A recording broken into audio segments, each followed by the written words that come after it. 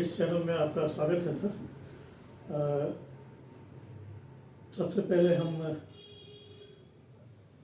ये जानना चाहेंगे कि आपकी प्राथमिक शिक्षा दीक्षा कहाँ से हुई और पत्रकारिता में आने का निर्णय आपने कैसे ले लिया?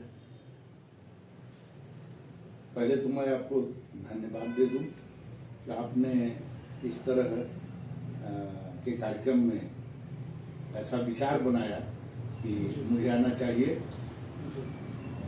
जहाँ तक मेरे शिक्षा दीक्षा की बात है तो प्राथमिक शिक्षा तो मेरी अपने गांव, मैं इसी जनपद के गहमर के रहने वाले हम हैं जी। और हमारी प्राथमिक शिक्षा वहीं प्राइमरी स्कूल में। उस जमाने में प्राइमरी स्कूल ही कहा जाए कि सबसे अच्छा विद्यालय।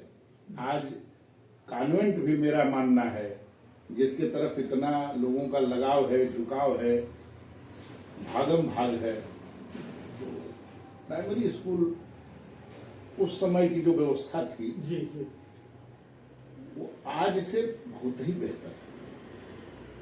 मुझे ठीक से याद है कि हम लोग प्राइमरी शिक्षा ग्रहण के बाद जूनियर हाई स्कूल में हम लोगों का एडमिशन हो गया।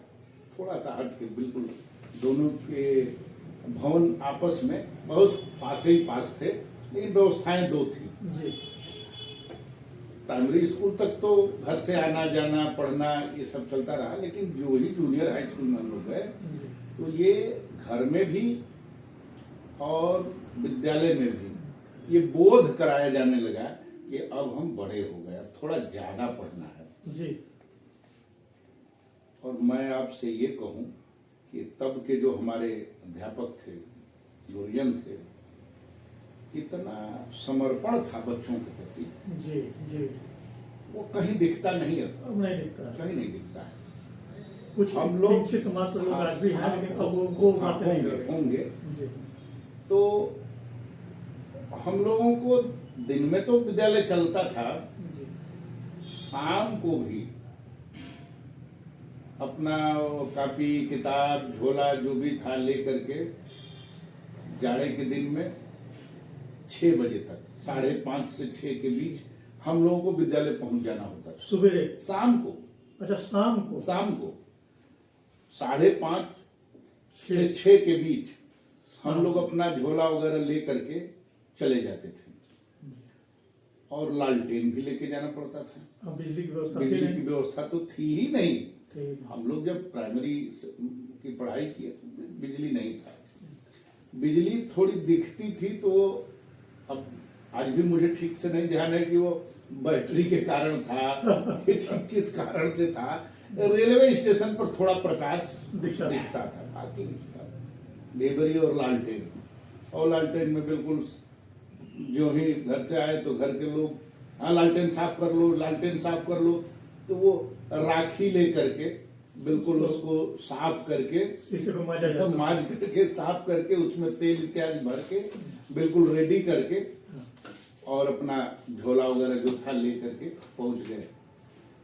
गुरुजी एक बांस की चारपाई, जिसको बसखट कहते थे हम लोग, उस पर विराजमान, बगल में वो छड़ी और दोनों, हाँ डंडा, और दोनों तरफ बच्चों की कतार और सबके अपने अपने। उसमें ऐसे भी परिवार के लोग होते थे जो इसको एफर्ट नहीं कर पाते थे, लालटेन भी वो नहीं दे पाते थे। तो फिर ये गुरुजी का प्रबंधन, तुम वहां बैठ जाओ, वहां से बुढ़िया ले लो, वहां उनके सामने बैठ जाओ। तो एक ही लालटेन में ऐसे बच्चे भी 2-3 लोग पढ़ दो बैठ गए, 3 बैठ गए, वो कर लिया। और यह क्रम चलता था लगभग 8 बजे तक, मतलब 2 घंटे का। कुछ लोग दूर के होते थे, वो वहीं रह जाते थे। अच्छा। क्योंकि हमारा घर थोड़ा पास था तो आधे से ज्यादा लोग अपने अपने घरों को चले जाते थे। कुछ लोगों के अभिभावक भी आ जाते थे लेने, जो बड़े जागरूक थे, वो लेने आ जाते थे। लेकिन कुछ लोग अपना चले गए। और फिर यही क्रम सुबह में जी 5 बजते बजते वहां पहुंच जाना है और जाकर के और फिर वही 2 घंटे का पढ़ाई मतलब क्लास चलता था। हाँ, यानी आज की जो कोचिंग की व्यवस्थाएं चल हाँ, रही हैं कोचिंग, निःशुल्क वो नगण्य कोचिंग, थी। हाँ। वो निःशुल्क निःशुल्क कोचिंग। अब उसके बदले एक व्यवस्था जरूर थी, जी तो अब लगता है उस समय नहीं समझ में आता था। घरों में किसी के यहाँ साग सब्जी हो रहा है, खेती पर आधारित ही गांव के लोग थे, पूरा दर्शन। मुख्य व्यवसाय तो खेती ही था। जी तो वो गुरुजी की ओर से कोई ऑफर नहीं होता था, लेकिन घरों में ये एक बना हुआ था कि आज ये लौकी एक ठो लेते जाओ गुरुजी के लिए। किसी के घरों में दूध की भी तो व्यवस्था थी। हाँ, तो थोड़ा दही वही लेते जाओ। गुरुजी के खाने पीने की भी चिंता मतलब घर के लोग करते थे। तो लोग करते थे। ये उधर से कुछ नहीं, उधर से तो यही होता था, रे ये सब क्यों लेते आए, क्या जरूरत थी इसकी। जी तो जूनियर हाई स्कूल तक तो हम लोगों का क्रम यही चला। जिस वर्ष मुझे ठीक से ध्यान है कि हम लोग जब कक्षा 8 में गए तो बोर्ड हुआ करता था। हाँ, बोर्ड की परीक्षाएं होती थी।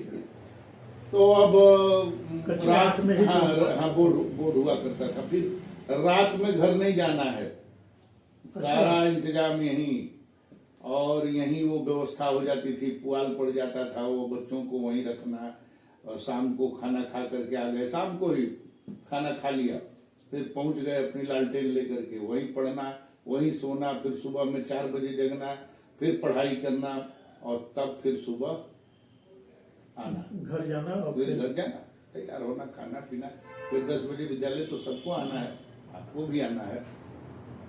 प्राथमिक शिक्षा और जूनियर हाई स्कूल में पढ़ने के बाद हमारे यहाँ इंटर कॉलेज है, जी ग्रामर इंटर कॉलेज। अच्छा तो फिर हम लोगों की पढ़ाई वहाँ शुरू हुई, grammar inter college. Grammar inter college में। इंटरमीडिएट करने के पश्चात जी हमारे पिताजी, हमारे परिवार में बहुत पढ़ाई लिखाई का वातावरण नहीं था। नहीं पढ़ाने की ललक तो थी, लेकिन उसके लिए कुछ बहुत ध्यान देना, बहुत कुछ करना, ये सब नहीं रहा, क्योंकि कोई बहुत पढ़ा लिखा नहीं था। उसमें बहुत कम लोग होते भी थे। कम लोग पढ़े लिखे होते थे। हाँ, साक्षर तो लोग थे। और कक्षा 5 तक हमारे परिवार का जो परिवेश था वो सेना से ही था। हाँ, ग्रामर वैसे भी मशहूर वैसे भी हमारे गांव में, लेकिन जो शुद्ध रूप से जो मेरा परिवार था उसमें भी सेना का वातावरण था। मेरे बड़े पिताजी सेना में, मेरे पिताजी सेना में, मेरे बाबा भी सेना में, एक दूसरे बाबा पुलिस में, तो इसी तरह का वातावरण था। और वहां से लौट के आने के बाद शुद्ध व्यवसाय खेती का, ये 2 तरह के परिवेश थे। एक तो सेना में रहने के कारण अनुशासन, लेकिन बहुत पढ़ाई लिखाई का कोई वातावरण नहीं था। तो मेरे बाबा ने कहा, क्योंकि मैं अपने परिवार में बड़ा बच्चा था, मुझसे बड़ा कोई नहीं था, तो यह भी सही था कि काफी दुलार भी था। बाबा ने कहा कि अरे दूर जाके क्या पढ़ना है, अब पढ़ के बहुत क्या करना है। पास में ही एक डिग्री कॉलेज था, जमानिया। तो हमारे गांव के बच्चे सब ट्रेन से बैठ के जाते थे, जमानिया उतर जाते थे, और वहाँ बीए कर लिया, बीए तक ही था, तो ग्रेजुएशन हो जाता था। और उसके पहले ही बहुत सारे लोग सेना में चले जाते थे, तो बहुत ज्यादा आगे पढ़ने की जरूरत नहीं थी। उन्होंने कहा जमानिया एडमिशन करा लीजिए। लेकिन हमारी मित्रता, एक हमारे जो इंटर कॉलेज में प्रिंसिपल थे बहुत से पूजन लाल जी, बहुत अच्छे प्रिंसिपल थे, और पूरे जनपद में जो 7, 8, 10 विद्यालय थे उसमें उनका स्थान था, पढ़ाई लिखाई, अनुशासन, बाकी चीजों में। तो उनका जो बेटा था वो मेरा मित्र था। तो उससे बातचीत करने के कारण उसने कहा कि नहीं, हमको तो इलाहाबाद यूनिवर्सिटी में पढ़ना है। उस समय इलाहाबाद विश्वविद्यालय का बड़ा क्रेज, बड़ा नाम था, और या तो अगर वहां नहीं हुआ तो बीएचयू में पढ़ना। तो हमने भी बाबा से कहा, पिताजी के दिमाग में भी बात आई कि हम यहाँ नहीं पढ़ेंगे, हमारी पढ़ाई लिखाई हमको एडमिशन कराना है, या तो इलाहाबाद यूनिवर्सिटी में होगा या तो BHU में होगा।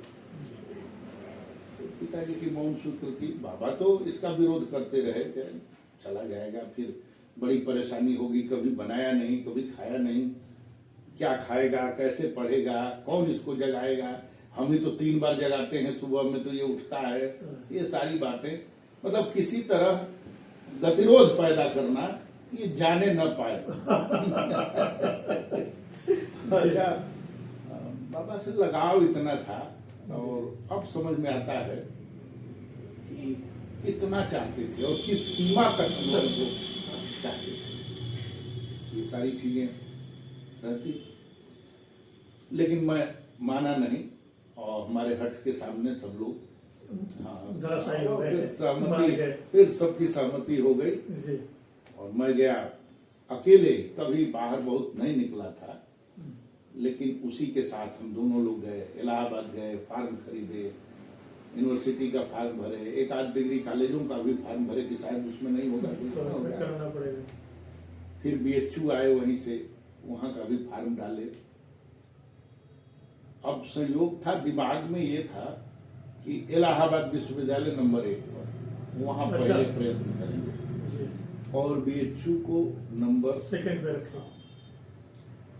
अब BHU का वो लिस्ट जारी हो गया।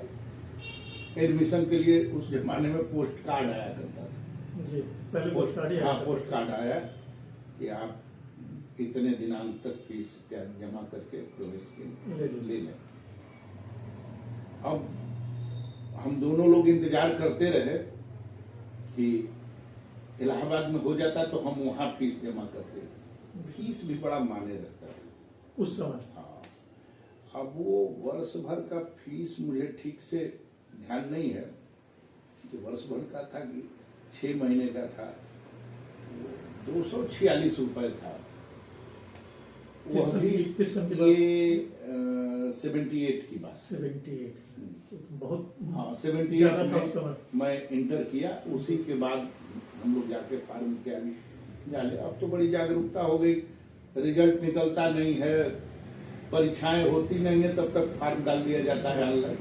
तो उस समय जाके फार्म खरीदना, लाइन लगाना, और फिर भरना, फिलअप करके फिर जमा करना, ये सब काफ़ी समय भी लगता था, और जाने आने में भी कठिनाइयाँ होती थी।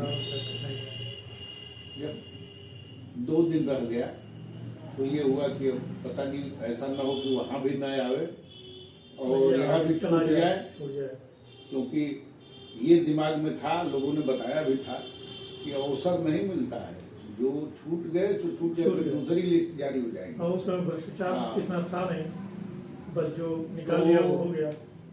हम लोग चले गए। फीस इत्यादि का प्रबंध, इतना फीस लगेगा, 7, 8, 10 रुपए महीने लगता था यहाँ, जी। और वहाँ 246 रुपए एक ही बार देना था। जी। खैर, उसका प्रबंध हो गया, उसकी कोई दिक्कत नहीं थी। जी। मन की दिक्कत थी कि जाने न पाए, लेकिन अगर मन बना लिया तो 246 कोई कठिन नहीं था। फिर पैसा मिला, जाकर के फॉर्म इत्यादि जो भर करके फिर एडमिशन ले लिया गया। जो आज हम लोग काउंसलिंग कहते हैं, तो उस समय अपना वो सर्टिफिकेट वगैरह लेकर के जाइए, 2-3 लोग बैठे रहते थे, अपना सब देखो लिया, फोटो कापी, उस जमाने में अटेस्टेड कापी, वो सब देख लिया, देख करके एडमिशन भी गए। जाइए, जब मुहर लग के मिल गया तो जाइए, फीस जमा कर दिए, फीस जमा कर दिए, आपका एडमिशन हो गया। अब एडमिशन हो गया तो पढ़ाई लिखाई BHU से, तो BHU में आपने एडमिशन ले लिया। वहीं से हमने BCom किया। बीकॉम किया। BCom किया, बाद में वहीं से इकोनॉमिक्स से हमने MA। इकोनॉमिक्स MA भी किया। अभी रिजल्ट नहीं आया था, तो तभी फिर मैं सेना में भर्ती हो गया। अच्छा, सेना में आप भर्ती हो गए। सेना। तो फिर पत्रकारिता में कैसे आए? अब इसकी भी बड़ी एक लंबी कहानी है, और ये बड़ा लंबा हो जाएगा। छोटे में बता दीजिए। तो मेरे पिताजी भी सेना में थे। अच्छा। जब यहाँ परीक्षा हो गई तो मैं, पहले से मेरा तय था कि हमको वहाँ पिताजी के पास जाना है, क्योंकि हमारी माता जी भी वहीं थी और कुछ उनकी तबीयत खराब थी। जी। मैं वहाँ मेरठ चला गया, ट्रेन में बैठा, मेरठ में थे, मेरठ छावनी में थे, मैं वहाँ चला गया। अब वहाँ गया तो मैं तो यूं ही गया, परीक्षा खत्म हुई चला गया, लेकिन जब वहाँ गया तो 2-3 दिन बाद सेना की एक बड़ी भर्ती होने वाली थी, जिनकी बड़ी जबरदस्त चर्चाएं थी। जी। और जितने लोग थे वहाँ सब अपने किसी भाई को, कभी कोई साले को, कोई बेटे को, कोई रिश्ते दूर नजदीक के रिश्तेदारों को, सब भरे लोग पड़े थे कि 3 दिन बाद भर्ती है। उसी क्रम में मैं भी पहुंच गया। तो जब वहाँ गया तो जो हमारे पिताजी के पास में अगल बगल के क्वार्टरों में रहते थे, तो सब लोग एक ही बात बोलते थे, हाँ बड़ा अच्छा हुआ, आ गए, तैयारी है। अब तो पता भी नहीं क्या तैयारी करनी है, क्या करना है, ये सब कुछ पता नहीं। लेकिन वहाँ गया तो सब तैयारी है, सबके सब पूछ रहे हैं। एक आध लोगों से मैंने हल्के में कहा कि मुझे तो कुछ पता नहीं, हम उसके लिए नहीं आए हैं, तो ऐसे चले। आप यूं ही बोल रहे हो, सब लोग यही बोलते हैं कि मैं आया नहीं हूँ, लेकिन तो मुझे भी लगा कि जब आ ही गए हैं तो जरा ट्राई कर लेना चाहिए, देख लेते हैं। अब सहयोग ही था, हमने कोई न दौड़ न कोई और तैयारी कुछ भी नहीं किया था, लेकिन लगा तो सेना में दौड़ निकाल लिया। फिर बाकी जो भी वहाँ टेस्ट थे वो सब हो गया, फिर मेडिकल भी हो गया। अब जाने की बारी आई तो चला भी गया। फिर बाद में कुछ ऐसे कारण बने कि हम वहाँ से चले आए। हाँ, चले आए। यहाँ आने के बाद फिर इधर उधर बहुत तरह का, फिर मैं यहाँ आ गया टीचिंग जॉब, गाजीपुर में मैं आ गया टीचिंग जॉब में। यहाँ मैं पढ़ाता था एक विद्यालय में। वहीं एक हमारे मित्र थे जिन्होंने कहा कि 5-6 जन का काम शुरू पहले से पता है। एक वो संगठन से जुड़ा हुआ पत्रकार वो था, तो उन्होंने कहा कि आप लिखने पढ़ने में आपकी रुचि है, तो आप इस काम को देखते तो अच्छा, सुबह शाम में अच्छा रहता। हाँ, मुझे भी लगा चलो कह रहे हैं तो किया जाए। 5-6 जन से मैं जुड़ गया और उसी में लिखना पढ़ना शुरू कर दिया। हाँ, शुरू कर दिया। सर्कुलेशन का भी काम मेरे ही दिन में था। अच्छा, पेपर के। हाँ, अब वो 5 जन का ऐसा सिस्टम था कि लिखना पढ़ना भी, और वो फिर मेरे पास ही उसका सर्कुलेशन का काम आता था और उसको डिस्ट्रीब्यूट भी कराता था, कहीं और बाहर नहीं देना था। संगठन के लोगों के यहाँ ही उसको डिस्ट्रीब्यूट कराते थे। जो वहाँ के जिला संवाददाता थे अंबिका दत्त त्रिपाठी। किस सन की बात है? ये मेरे ख्याल से 84 या 85 की बात है। 4-6 महीना बाद ही मेरा वहाँ गहरा रिश्ता हो गया, आना जाना रोज का हो गया। उनके साथ उठना बैठना बातचीत करना, फिर निकटता बढ़ी। तो कभी कभी मैं भी कुछ लिख देता था, उनको लगा कि ठीक ठाक लिख रहे हैं। हाँ, ठीक ठाक लिखते हैं तो मुझे कुछ जरा इस पर कुछ लिख दीजिए, मैं भी अपना कुछ कर देता था। फिर धीरे धीरे उन्होंने कहा कि आप नियमित थोड़ा 1-8 घंटा हमको समय दिया करिए। तो वो कुछ काम सौंप देते थे कि ये कुछ विज्ञप्ति है बना दीजिए। तो जैसा हमने कहा कैसे बनाना है, तो उन्होंने बता दिया मुझे कैसे ऐसे बना दिए। तो 2-4 दिन 5 दिन ही लगा होगा कि मैं ठीक प्रकार से विज्ञप्ति बनाने लगा। अब उनके यहाँ तमाम लोग आते जाते थे। अब जब विज्ञप्ति बनाने लगा तो धीरे धीरे वो हमारी संख्या बढ़ाने लगी। फिर लगा कि कभी कभी ऐसा उनको लगता था कि जरा मुझे बाहर जाना है, आप देख नहीं लेंगे विद्यालय में कैसे हम काम करते हैं, कैसे होगा। तो धीरे धीरे ऐसा होगा कि वो 2-2 दिन छोड़ के चले जाते थे मेरे ऊपर। काम करते करते मुझे भी उसका एक अंदाजा हो गया था कैसे कैसे मैनेज करेंगे, हो जाएगा। अब एक उसको कैसे कहें कि उन्होंने मुझसे कहा कि आप एक आध घंटे 2 घंटे जो लग रहा है आप दीजिए, मुझे भी कुछ आनंद आने लगा। जी। तो मैं बैठ करके उनका सब काम निपटा देता था बड़ी तेजी से। और उस जमाने में कोई आज की पत्रकारिता तो थी नहीं। बहुत महत्व हाँ, पत्रकारिता जी।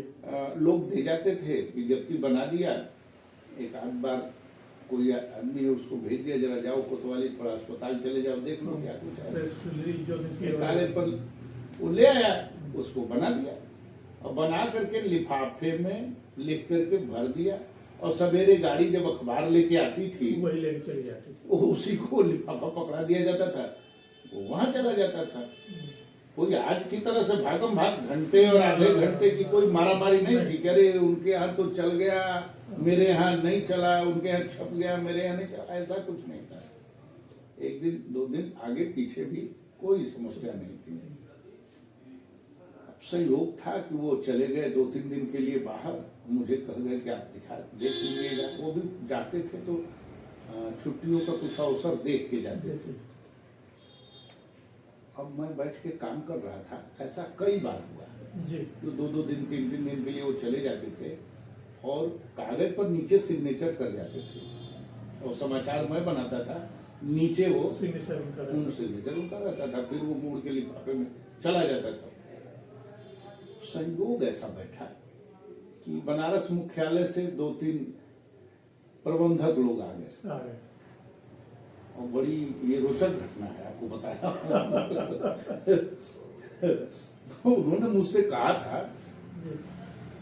कि अगर कोई वहां से फोन करे पूछे तो कह दीजिएगा कि समाचार संकलन के लिए कचहरी गए हैं या अस्पताल गए हैं या कोतवाली गए हैं, ऐसा कह दीजिए। ठीक है। ये 2-3 लोग आ गए, देखे गाड़ी खड़ी हुई, 2-3 लोग आ गए, आके बैठ गए। मैं पहचानता ही किसी को नहीं था। वहाँ आके बैठे लोग तो बताए कि त्रिपाठी जी नहीं है, और मैं उनकी कुर्सी पर ही बैठा हुआ था। मुझे क्या, जब वो नहीं है तो उसी पर बैठा था, अपना लिख पढ़ रहा था। आप कौन है? तो मैंने अपना परिचय बताया। यहाँ काम करते हैं? काम तो नहीं करता हूँ लेकिन तो थोड़ा बहुत अपना नाम पता बताया, सब ठीक है। बैठे लोग कहते पाठी जी कहाँ? गए हैं समाचार वगैरह संकलन में। आप लोग कहाँ से आए? हम लोग भी आए हैं। कब तक आएंगे? आ जाएंगे। हम क्या जाने कि ये बनारस से प्रबंधक लोग आए हुए हैं। उसमें आज अखबार के जनरल मैनेजर थे, सर्कुलेशन मैनेजर थे, एडवर्टीजमेंट मैनेजर थे, ये सब लोग थे। तो थोड़ी देर वो लोग बैठे, कहे क्यों आपके पास कोई व्यवस्था है, कोई कर्मचारी वगैरह है, कुछ चाय वाय हम लोगों को पिलाएंगे? हमने कहा क्यों नहीं है, बुलाए थे। तो बाहर बैठा था स्टूल पर कर्मचारी, हमने बुलाया। हमने कहा भाई देखो ये लोग कौन है, क्या है, चाय पिलाओ, कुछ है।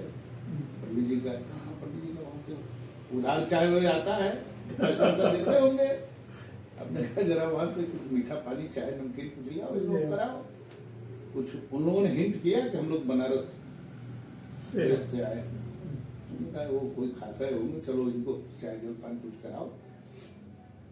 ताकि अखबार पढ़ने वाले, पत्रिका पढ़ने वाले तो बहुत आते थे। अब हमको कोई इसका वो नहीं था, कभी देखा नहीं था, कोई जानता नहीं था, कुछ हमारे इस तरह का हमारे जिम्मे कोई काम नहीं था। तो हमने फिर उन लोगों को पानी चाय सब कराया। उन लोगों ने चाय पिया। कब तक आएंगे, कोई व्यवस्था बनाइए कि उनको कैसे मिलेंगे, कहाँ मिलेंगे। मेरे पास उनका कोई नंबर भी नहीं था, और वो भी कहीं पीसीओ इत्यादि से या किसी प्राइवेट नंबर से कभी फोन करते थे तो दिन में एक आध बार करके हालचाल ले लेते थे, गया नहीं, तैयार हुआ नहीं, क्या है, ये सब कर लेते थे। अब तो मुझे लगा कि ये लोग उठने का नाम ही नहीं ले रहे हैं, और फिर इन लोगों ने अपना परिचय करा दिया, बता दिया कि हाँ ये देखो ये फला है, श्रीमान उदय नायक जी थे। हाँ, जो महाप्रबंधक थे, जी थे। एक संजय कुमार जी थे, एक सुरेश सिंह थे, ऐसे करके 3-4 लोग थे। उन लोगों ने अपना विधिवत परिचय कराया। तो मैं फिर सोचा कि अच्छा भाई मिठाई उठाई खिलाया जाए कुछ। तो कहा नहीं मिठाई उठाई नहीं, कहीं भूजा दाना मिले तो मंगवाइए। तो फिर मैंने कर्मचारी को दिया, फिर पर्सन जाकर दे गया कहीं से। अब मुझे लगा सच बताना चाहिए। क्या देखिए वो ऐसा कहे थे इसलिए मैंने कह दिया, लेकिन वो है नहीं, वो बलिया गए हैं अपने घर। कब गए? हमने कहा आप झूठ बोलना उचित नहीं है। मैंने कहा देखिए वो परसों गए, तो कल कौन समाचार भेजा? वही भेजा। आप ही भेजे सर? अच्छा बढ़िया लिख लेते हैं भाई। और आज भी सब आप ही का है, देखिए। तो आपको क्या कुछ वेतन वेतन कुछ देते होते हैं? नहीं देते तो नहीं है। हंसते हुए हमने कहा कि समोसा चाय मिलता है। सही बात यही थी। हमको कुछ ये नहीं था, हम तो स्वांतः सुखाय में थे। तो आज भी तो अवैतनिक ही होता है सब लगभग। कुछ बड़ी नहीं, मीडिया अब हाउस है, अब कुछ बड़ी मीडिया हाउस है जो नहीं पेमेंट करते हैं। उस समय तो देते थे, वेतन देते थे, जो सारी व्यवस्थाएं थी। तो नहीं आए तो उन्होंने कहा कि अच्छा ठीक है, तो आप जो भी लिख पढ़ लिए हैं वो दे दीजिए, हम लेते जाते हैं। वो कल सुबह भेजेंगे आप गाड़ी से, तो पूरा हो गया वो काम तो अभी दे दीजिए, या कोई विशेष खबर आएगी तो सवेरे गाड़ी से चला जाएगा। पंडित जी आते हैं तो आप कह दीजिएगा कि आप तुरंत मुख्यालय बात करें। और हमारा सब परिचय इत्यादि वो सब। जब अगले दिन वो आए तो मैंने ये बात बताया कि फला फला लोग आए थे, ऐसा ऐसा हुआ। पहले तो मैं नहीं बताया, लेकिन मैं देखा कि ये उठने वाले लोग नहीं है, कई घंटे बैठ गए और गाड़ी उड़ी से आए हैं। तो मुझे सही बात आ गई, पंडित जी को बिल्कुल पसीना पसीना हो गया। और आप क्यों बता दिए? हमने कहा तो मैं क्या करता, इन लोगों को क्या करता, मेरा सब काम खत्म हो गया, अब मैं यहाँ बैठ के क्या करता। और झूठ की भी तो कोई सीमा है, कितनी बार वो किया जाए।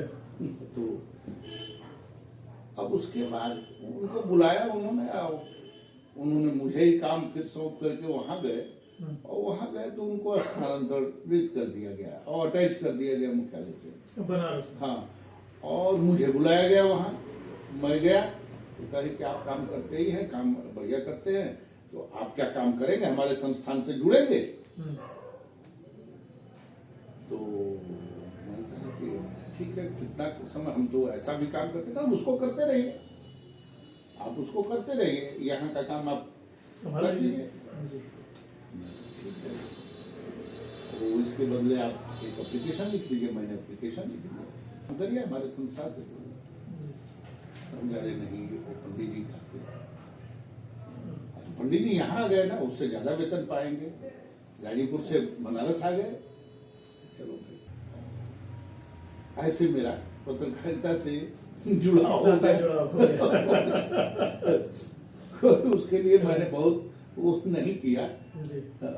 मैं चला तो था बच्चों को पढ़ाने, लेकिन धीरे धीरे परिस्थिति ऐसे बनी कि मैं इससे जुड़ गया, और तब से लेके आज तक जुड़े हुए हैं।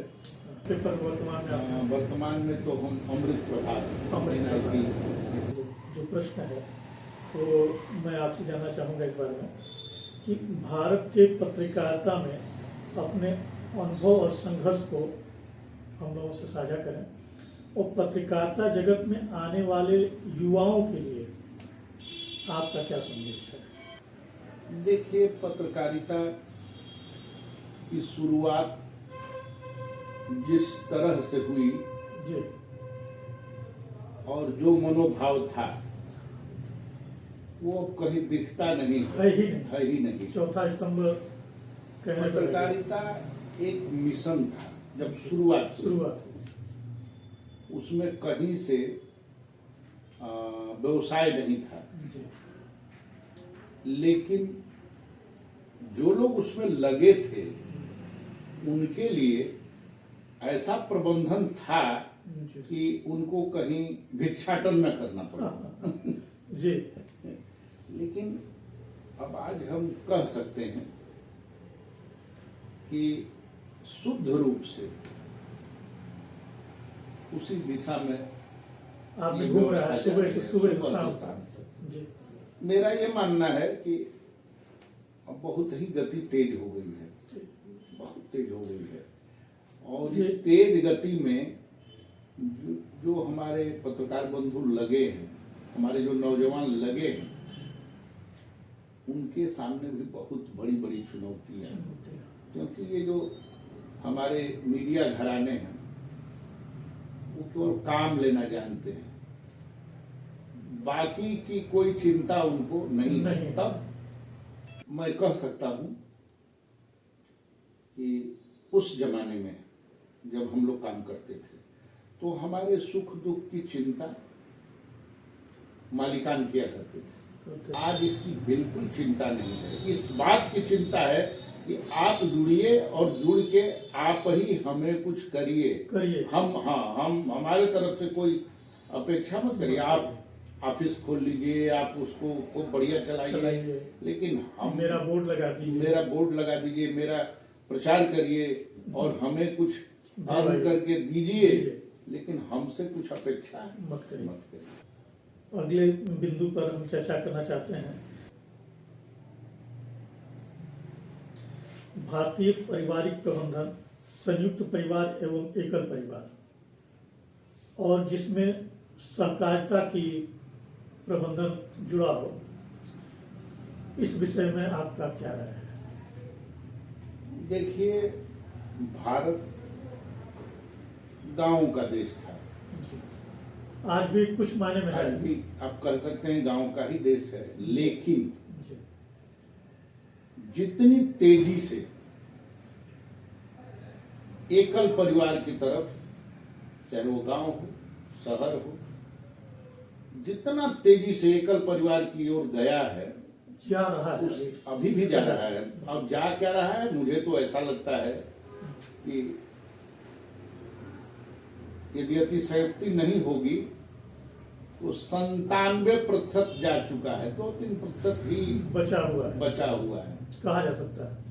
आप जिनको देखते हैं कि ये संयुक्त परिवार है, वो भी संयुक्त परिवार नहीं है, केवल नाम के हैं, केवल दिखावे के हैं। और जहां तक एकल परिवार और संयुक्त परिवार के लाभ हानि की बात है, तो इसमें सबसे बड़ा नुकसान तो जो परिवार के मूल हैं, हमारे बच्चे और हमारे वृद्ध बूढ़े लोग, ये दोनों बुरी तरह से प्रभावित हुए।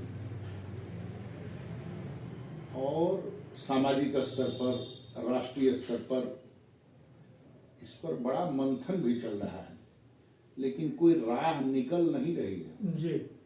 क्योंकि जब वो आदमी नौजवान हो रहा है तो यह बात मानने को तैयार नहीं है, और जब स्वयं बूढ़ा हो रहा है तब तक बहुत पानी बह चुका रहता है, बहुत देर हो चुका है। मेरा ये मानना है, बच्चों को जितना अच्छे ढंग से बूढ़े लोग देखभाल करते हैं, उतना माता पिता कर नहीं सकते, क्योंकि उनका जीवन भागम भाग का जीवन है। हम लोग भी जब माता पिता थे तो फुर्सत ही नहीं थी, बहुत काम था, बच्चों को कौन देखे। अब घर में भी बहुत काम है। आज ऐसा लगता है कि यह काम अगर हमारे जिम्मे है तो हम उसको बहुत अच्छे से देख लेंगे, क्योंकि हम बहुत घर छोड़ के कहीं जाते नहीं। मेरा यह कहना है कि इस एकल जीवन से, एकाकी जीवन से संयुक्त परिवार की रीढ़ ही टूट चुकी है जी। अभी एक सर्वे आया था, मुझे ठीक से ध्यान नहीं है कि हमने देखा, एक विद्यालय ने ऐसा तय किया कि ये पता करें किस किस घरों में दादी दादा चाचा चाची ऐसे लोग रहते हैं जी। तो एक कक्षाओं में केवल 1 या 2 ऐसे परिवार मिले। बच्चों ने बताया कि हमारे घर में एक साथ भोजन करने वाले चाचा चाची, माताजी पिताजी, दादा दादी, ये सब लोग हैं। बाकी हाँ, मेरी मम्मी लेके यहाँ रहती है, उनके साथ मेरा रहना होता है। मेरे पिताजी नौकरी करते हैं, उनके साथ रहना होता है। मेरे दादा दादी गांव में रहते हैं या वहाँ रहते हैं, यहाँ रहते हैं। मतलब 95% बच्चे माता पिता के साथ हैं। पहले एक व्यक्ति बाहर निकलता था, अगर वो कहीं बाहर नौकरी कर रहा है, पढ़ाई लिखाई का वहां संसाधन अच्छा है, तो सब परिवारों के बच्चे वहीं जाके पढ़ते थे। अब ऐसा कुछ नहीं है। न भेजने वाले की मन स्थिति है, न रखने वाले की मन स्थिति है। दोनों की मन स्थिति खराब हो गई है। और इसका नतीजा ये है कि संयुक्त परिवार में 3-3 पीढ़ियां, 4-4 पीढ़ियां एक साथ रहती थी और सबका भरण पोषण बड़े आराम से होता था। उसमें कोई कम कमाता था, कोई ज्यादा कमाता था, कोई थोड़ा कम काम करता था, कोई ज्यादा करता था, लेकिन जो एका भाव था वह कायम था। उससे सबकी परवरिश बड़े अच्छे ढंग से हो जाया करती थी। अब कहीं से हीन मनोभावना से ग्रसित कोई नहीं होता था। अपने यहाँ कहा भी गया है, आप भी इसी समाज से जुड़े हुए हैं तो जानते भी हैं। उदाहरण दिया जाता था कि मुखिया की बात चलती थी। मुखिया जो परिवार का बड़ा होता था, वो देखरेख करता था, वह जो कहता था परिवार में वही होता था। उसी का अनुशासन परिवार में चलता था। कहा जाता था कि मुखिया मुख सो चाहिए। मैं मुखिया कैसा होना चाहिए? मुंह के समान होना चाहिए। मुंह का क्या सेंस था कि हम लोग मुख से भोजन करते हैं जी, तो ऐसा नहीं करते हैं कि वो भोजन केवल पेट में जाता है। पेट में जाने के बाद उससे जितना खून बनना चाहिए खून बनता है, जितना पसीना बनना है पसीना बनता है, जितना पौष्टिक आहार हाथ को मिलना चाहिए हाथ को मिलता है, पैर को मिलता है, आँख को मिलता है। शरीर के सभी अंगों का बराबर भरण पोषण होता है। अब क्या है कि अगर एक परिवार में कोई बूढ़ा आदमी है, उसके 4 बच्चे हैं, तो कोई बड़ा अधिकारी है, कोई सेना में है, कोई खेती करता है, कोई कुछ नहीं करता है, तो आप यहीं से नजर दौड़ा के देख सकते हैं कि कौन बड़ा अधिकारी किसका बच्चा है। जी जी जी जी। अगर एक कहने का आपको लगे भी कि ये संयुक्त परिवार है, तो आपको दिख जाएगा उसका रहन सहन। लेकिन पहले ऐसा नहीं था। सारे एक बराबर होते थे। सब एक बराबर होते थे। और जो बड़े भी होते थे, ऊंचे स्थान पर भी होते थे, तो कम से कम घर में आने के बाद वो लेवल में रहते थे। हाँ, वो एक रूपता बनी रहती थी। और यहाँ घर का जो मुखिया होता था उसी का अनुशासन चलता था। और सहकारिता का भाव तो ऐसा था परिवार के अंदर जी, तो कभी ऐसा नहीं होता था कि आज तो विचित्र कहानी है।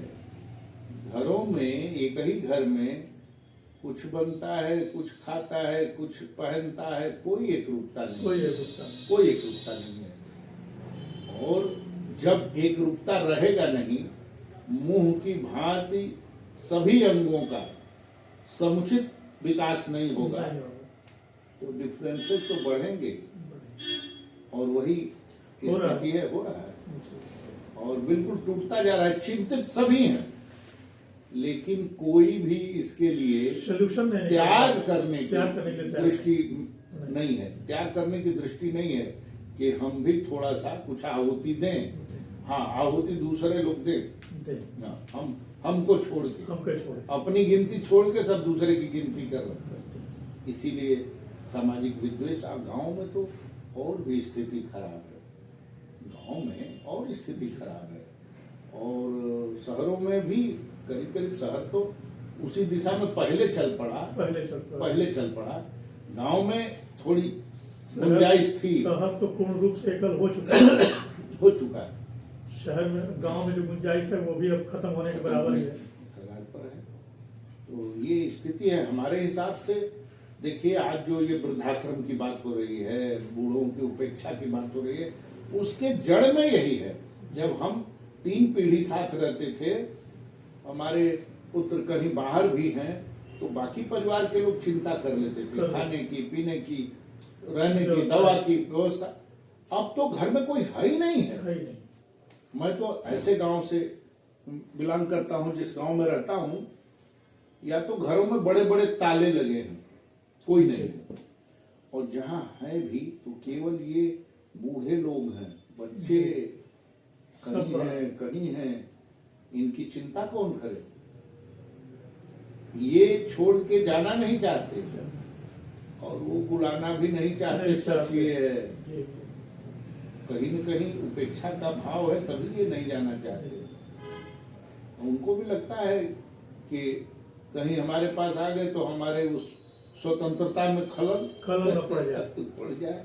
तो ये सारी चीजें हैं। कहने का तात्पर्य ये है कि जैसा करोगे वैसा भरोगे।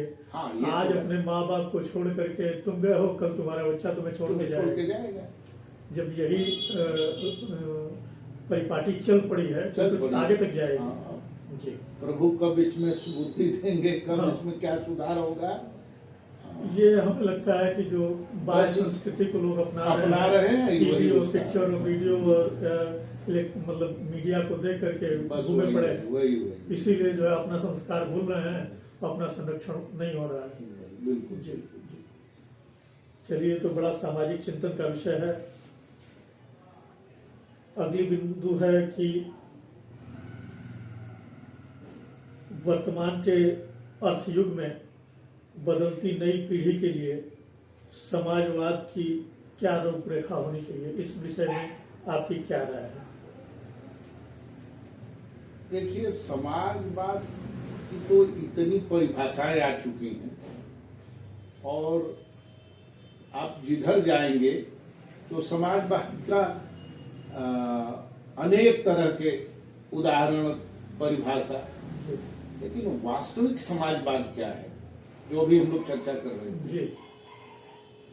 हम लोगों को समाजवाद की केवल परिभाषा गढ़ने से, समाजवाद का नारा देने से इस समाज का भला नहीं होने वाला है, नहीं होने वाला है, अब बिल्कुल नहीं होने वाला है। जी।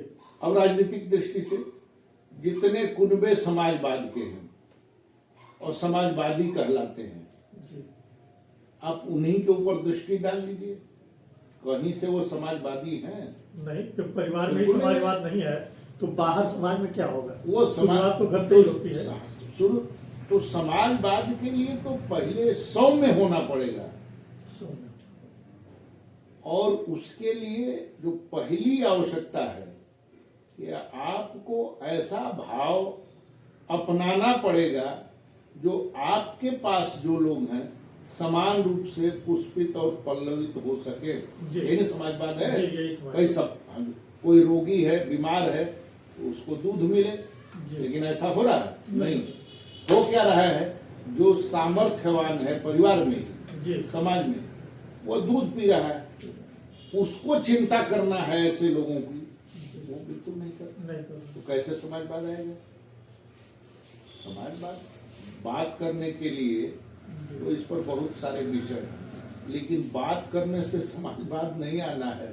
और लेकिन अब भाई, अब हमारे बात करने का तो ये है कि इस समाज को, भाई जो मूल बिंदु को देखेगा वो समाज हम लोगों से कुछ सीखेगा, हमारी बातों से, आपकी बातों से कुछ आपके अनुभव को जानेगा। घर के भीतर जी, शुरुआत तो घर के भीतर से ही होनी चाहिए, वहीं से होना चाहिए। जी। तो वहां समाजवाद जब तक नहीं आएगा, भाई पहली इकाई क्या है? पहली इकाई तो परिवार ही है ना। परिवार ही है। अब परिवार में अगर इस तरह के, अगर हमारे यहाँ परिवार में हम ये विचार नहीं बनाएंगे कि हमारा छोटा भाई है या बड़े भाई है, उनकी आर्थिक स्थिति ठीक नहीं है, तो उनके बच्चों की पढ़ाई कैसे होगी, वो बीमार है तो उनकी दवाई कैसे होगी, तो यहाँ से समाजवाद की शुरुआत होनी चाहिए। लेकिन ऐसा नहीं होगा तो केवल समाजवाद की रट लगाने से समाज का कुछ भला होना नहीं।